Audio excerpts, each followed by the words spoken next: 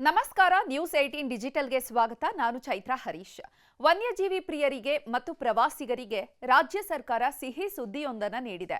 ಕಳೆದ ನವೆಂಬರ್ನಿಂದ ಸ್ಥಗಿತವಾಗಿದ್ದಂತಹ ನಾಗರಹೊಳೆ ಮತ್ತು ಬಂಡೀಪುರ ಹುಲಿ ಸಂರಕ್ಷಿತ ಪ್ರದೇಶದ ಸಫಾರಿಯನ್ನ ಪುನರಾರಂಭಿಸೋದಕ್ಕೆ ಅರಣ್ಯ ಇಲಾಖೆ ನಿರ್ಧರಿಸಿದೆ.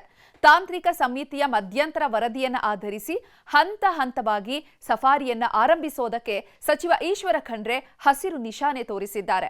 ಆದರೆ ಈ ಬಾರಿ ಸಫಾರಿಗೆ ಕೆಲವು ಕಠಿಣ ನಿಯಮಗಳನ್ನು ಜಾರಿಗೊಳಿಸಲಾಗಿದೆ. ಕಾಡಿನ ಸಂರಕ್ಷಣೆಗೂ ಕೂಡ ಒತ್ತು ನೀಡಲಾಗಿದೆ. ಈ ಕುರಿತ ಸಂಪೂರ್ಣ ಮಾಹಿತಿಯನ್ನ ಇವತ್ತಿನ ಡಿಜಿಟಲ್ ಕಂಟೆಂಟ್ನಲ್ಲಿ ನೋಡ್ತಾ ಹೋಗೋಣ. ನೀವಿನ್ನು ನ್ಯೂಸ್ 18 ಸಬ್ಸ್ಕ್ರೈಬ್ ಮಾಡಿಲ್ಲ ಅಂದ್ರೆ ಲೈಕ್ ಮಾಡಿ, ಶೇರ್ ಮಾಡಿ, ಸಬ್ಸ್ಕ್ರೈಬ್ ಮಾಡಿ. ಮಾನವ ವನ್ಯಜೀವಿ ಸಂಘರ್ಷದ ಹಿನ್ನೆಲೆಯಲ್ಲಿ ಕಳೆದ ನವೆಂಬರ್ 7ರಿಂದ ಬಂಡೀಪುರ ಮತ್ತು ನಾಗರಹೊಳೆ ಸಫಾರಿಯನ್ನು ಸ್ಥಗಿತಗೊಳಿಸಲಾಗಿತ್ತು. ಇದರಿಂದಾಗಿ ಸ್ಥಳೀಯರ ಜೀವನೋಪಾಯಕ್ಕೆ ತೊಂದರೆಯಾಗಿತ್ತು. ಈಗ ತಾಂತ್ರಿಕ ಸಮಿತಿಯ ವರದಿ ಬಂದ ಬೆನ್ನಲ್ಲೇ ನಾಳೆಯಿಂದಲೇ ಸಫಾರಿ ಆರಂಭಿಸೋದಕ್ಕೆ ನಿರ್ಧರಿಸಲಾಗಿದೆ. ಮೊದಲ ಹಂತದಲ್ಲಿ 50% ವಾಹನಗಳಿಗೆ ಮಾತ್ರ ಅವಕಾಶವನ್ನು ನೀಡಲಾಗಿದೆ. ಪೂರ್ಣ ವರದಿ ಬಂದ ಮೇಲೆ 100% ಅನುಮತಿಯನ್ನು ನೀಡೋದಕ್ಕೆ ಸರ್ಕಾರ ತೀರ್ಮಾನಿಸಿದೆ. ಸಫಾರಿ ಆರಂಭ ಆದರೂ ಕೂಡ ಸಮಯ ಮತ್ತು ವಾಹನಗಳ ಸಂಖ್ಯೆಯಲ್ಲಿ ಭಾರೀ ಬದಲಾವಣೆಯನ್ನ ಮಾಡಲಾಗಿದೆ. ಹೊಸ ನಿಯಮಗಳು ಹೇಗಿದೆ ಅನ್ನುವಂತಹ ಪಟ್ಟಿಯನ್ನ ನೋಡೋದಾದ್ರೆ ಸಮಯದ ಕಡಿತ ಮಾಡಲಾಗಿದೆ. ಅಂದ್ರೆ ಬಂಡೀಪುರದಲ್ಲಿ 8 ಗಂಟೆಯಿಂದ 7 ಗಂಟೆಗೆ ಅವಧಿಯನ್ನ ಇಳಿಕೆ ಮಾಡಿದ್ದಾರೆ. ಇಷ್ಟು ದಿನ 8 ಗಂಟೆ ಟೈಮ್ ಸಫಾರಿಗೆ ಅವಕಾಶವನ್ನು ನೀಡಿದ್ರು, ಈಗ ಅದನ್ನ 5 ಗಂಟೆ ಮಾಡಲಾಗಿದೆ. ಇನ್ನು ನಿರ್ಬಂಧಿತ ಅವಧಿ ನಾಗರಹೊಳೆಯಲ್ಲಿ ಕೇವಲ 4 ಗಂಟೆ, ಸುಂಕದಕಟ್ಟೆಯಲ್ಲಿ 6 ಗಂಟೆ ಮಾತ್ರ ಸಫಾರಿ ಇರುತ್ತೆ. ಇನ್ನು ವಾಹನದ ಬಳಕೆಯಲ್ಲೂ ಕೂಡ ಮೊದಲ ಹಂತದಲ್ಲಿ ಕೇವಲ 50% ವಾಹನಗಳ ಬಳಕೆಯನ್ನು ಮಾಡೋದಕ್ಕೆ ಮಾತ್ರ ಅವಕಾಶವನ್ನು ನೀಡಿದ್ದಾರೆ. ಸಂಪೂರ್ಣವಾಗಿ ಎಲ್ಲಾ ವಾಹನಗಳನ್ನ ಏಕಬಾರಿಗೆ ಅಂದ್ರೆ ಒಂದೇ ಸಲ ಈಗ ಪರ್ಮಿಷನ್ ಕೊಟ್ಟಿಲ್ಲ. ಇನ್ನು GPS ಅನ್ನು ಕೂಡ ಕಡ್ಡಾಯಗೊಳಿಸಲಾಗಿದೆ.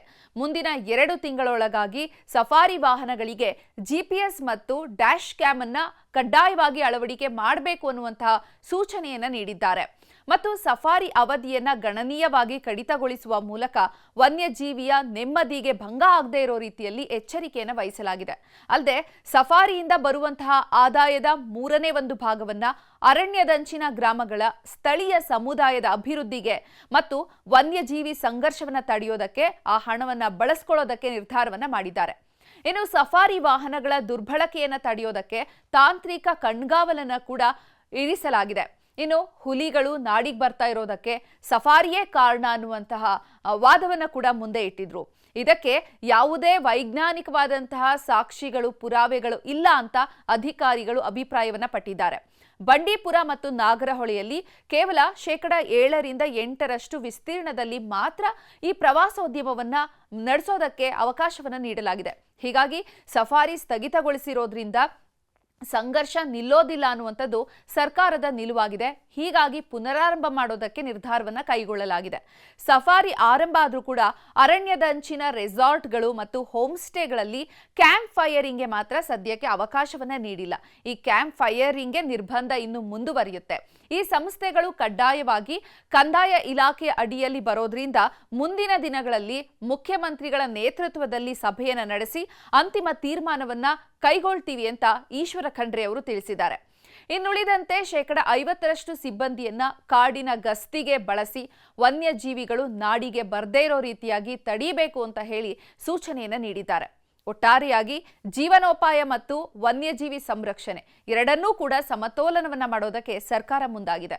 ನಾಳೆಯಿಂದ ಕಾಡಿನ ಸಫಾರಿ ಆರಂಭ ಆಗಲಿದ್ದು ಪ್ರವಾಸಿಗರು ಇನ್ಮುಂದೆ ಹೊಸ ನಿಯಮಗಳ ಅಡಿಯಲ್ಲಿ ಸಫಾರಿಯನ್ನ ಸವಿಯಬಹುದಾಗಿದೆ. ನಿರ್ಭೀತ, ನಿಷ್ಪಕ್ಷಪಾತ, ವಿಶ್ವಾಸಾರ್ಹ ಸುದ್ದಿಗಳಿಗೆ ಮತ್ತೊಂದು ಹೆಸರಾಗಿರುವ ನ್ಯೂಸ್ 18 ಕನ್ನಡ ಈಗ ಆಪ್ನಲ್ಲೂ ಲಭ್ಯವಿದೆ. ದಯವಿಟ್ಟು ಇಲ್ಲಿರುವ QR ಕೋಡ್ ಅನ್ನು ಸ್ಕ್ಯಾನ್ ಮಾಡಿಕೊಂಡು ಆಪ್ ಡೌನ್ಲೋಡ್ ಮಾಡೋದಕ್ಕೆ ಮರಿಬೇಡಿ.